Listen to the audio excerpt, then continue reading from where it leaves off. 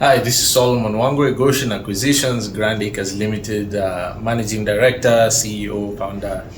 I just received what we call at Goshen Acquisitions and Legally General a set of completion documents for a transaction that has just concluded for our Imbuko 3 sales.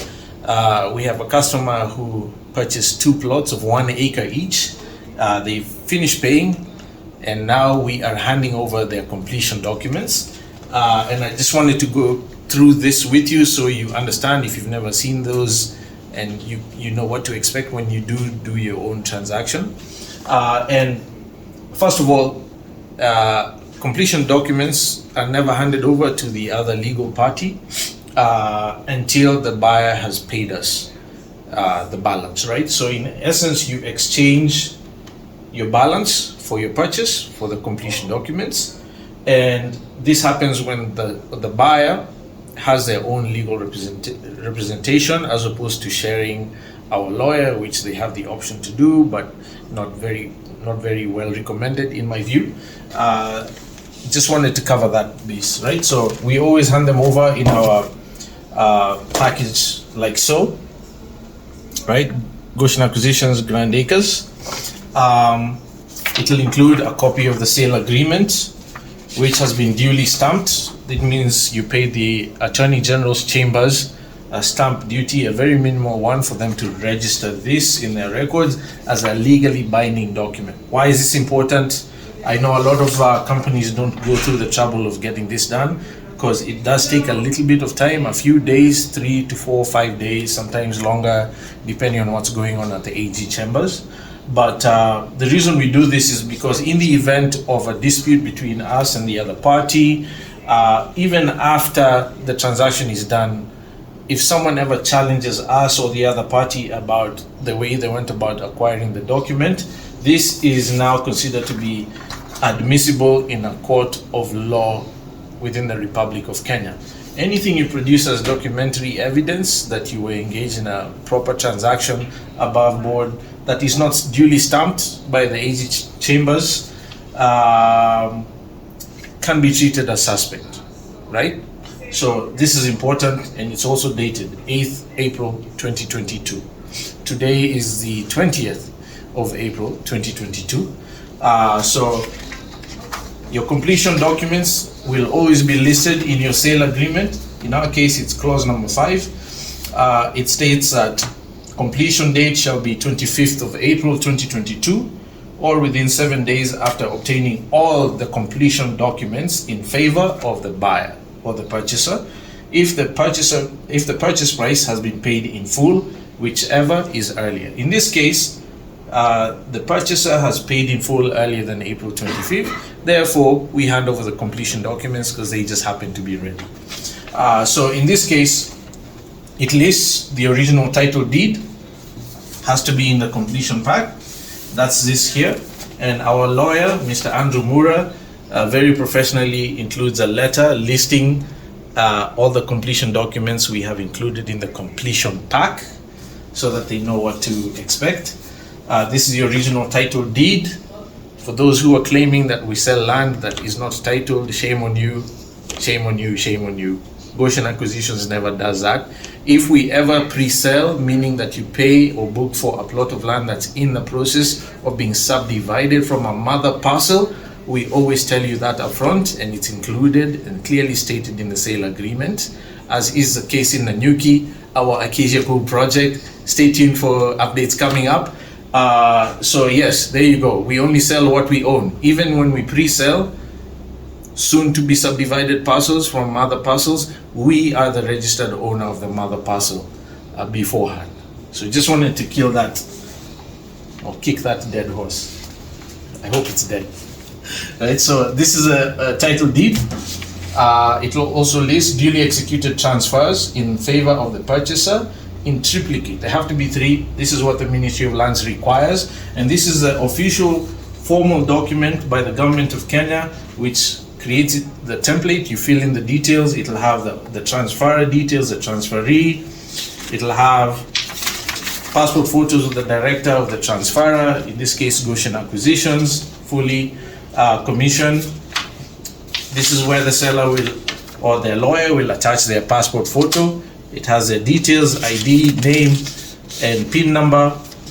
And you have these in triplicate, 1, 2, 3, for them to proceed to register. That without this, you cannot transfer ownership at all. Very important, right? So that goes along with the title deed. And number 3, 6 colored passport photos, which in our case have already been attached, of the vendor's director duly authenticated. 6 here because this person purchased 2 plots, right? That's why we have 2 title deeds.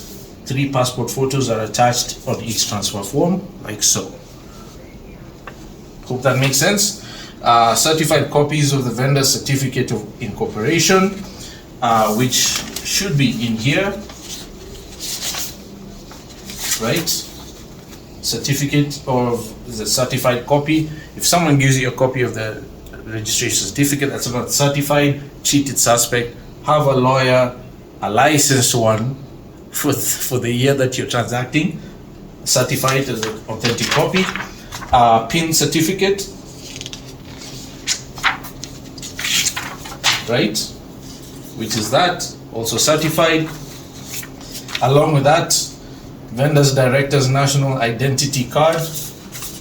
That's that for myself, yours truly, certified, as well as my PIN. So if you're buying from a company, you also have to ask the directors of the company to provide their personal bio information, which is ID and PIN certificate, duly certified, right? And then it goes on to list the original Land Control Board application and consent to transfer, which are these.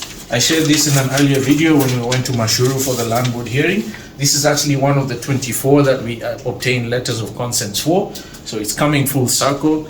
This is probably my favorite part of a transaction, is when we have fulfilled our obligation to you, the buyer, legally and ethically.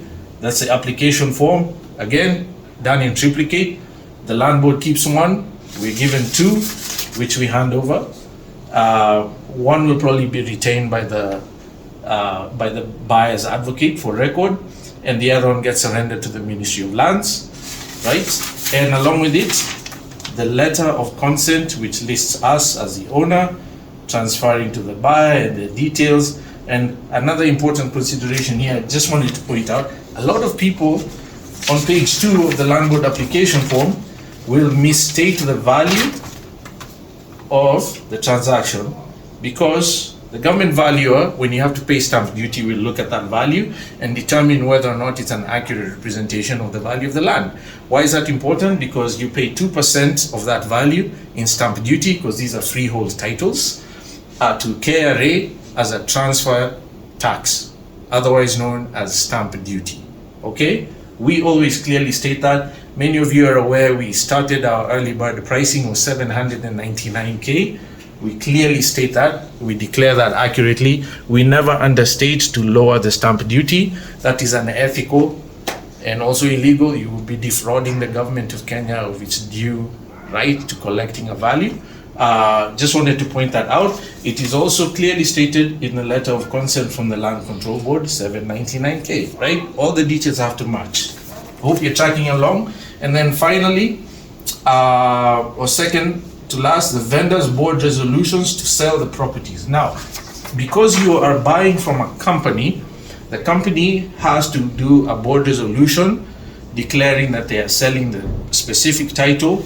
That's why there's 2 here. This particular buyer was buying 2 properties. That's why there's 2 original titles, right? We list them there, their name, the size of the land, the price they're paying, $799. Our pricing is never arbitrary. These are the result of board resolutions, right? So you have to include an original copy of that for the Ministry of Lands to act on. And then here, the last listed completion document item is a bit miscellaneous, because you can add anything else that either the buyer wants or we want to provide to facilitate the smooth transfer of ownership. Okay, which is why it says all other documents necessary for registration of the transfer in favor of the purchaser.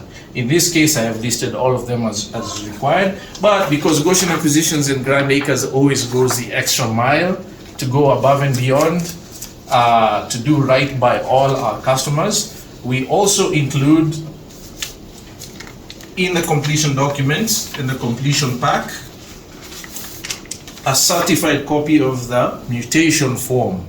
This is produced by the survey department. It is what we use to subdivide our mother parcel into 1 acre plots. It'll have the mother parcel title reference. It shows that we are the registered owner.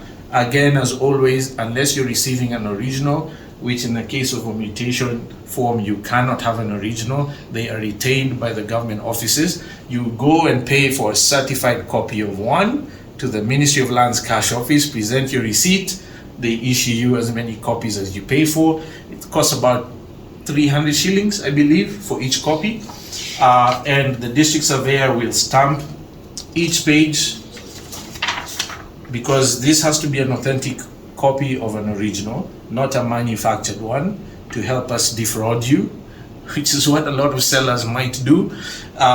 This is actually certified by the district surveyor. As you can see, all the pages are listed. In this case, we even highlight which 2 parcels they're buying from this subdivision, right?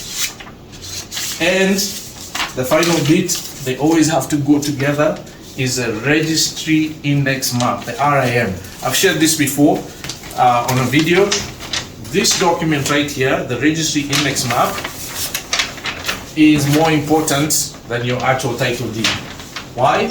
Because it is what demonstrates that the parcel of land that supposedly has a title deed does in fact exist within the boundaries of the Sovereign Republic of Kenya on ground. Okay, this is what proves that you're not paying for thin air. So if you have a title deed and don't have a registry index map that clearly illustrates your property here, I would be worried.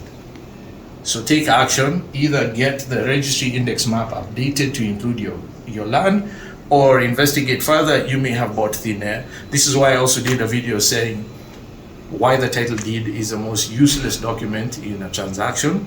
This is one of the main documents why. Which is also why, even though it's not listed explicitly as a completion document item, it usually isn't, because most people don't need it to transfer ownership.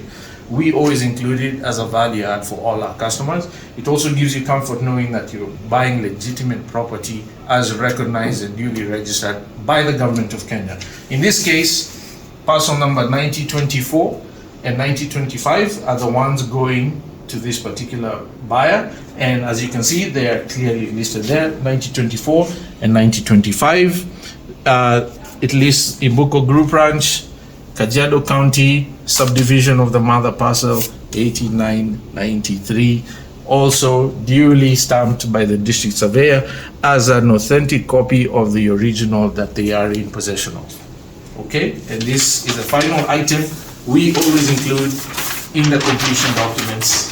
I hope that makes sense to you all. So if you haven't bought land yet and are looking to buy land, these are some of the things you have to have listed in your sale agreement when you pay your deposit, and have to have surrendered to you before you pay your balance. Very important. Otherwise, you could find yourself in trouble. So I hope that helps. If you have questions, send them over. Go to all our social media handles. Give us a call, send an email, pay us a visit at our offices. We'd be happy to help you make safe investments in Kenya, and you can finally say that you own land in Kenya. Cheers.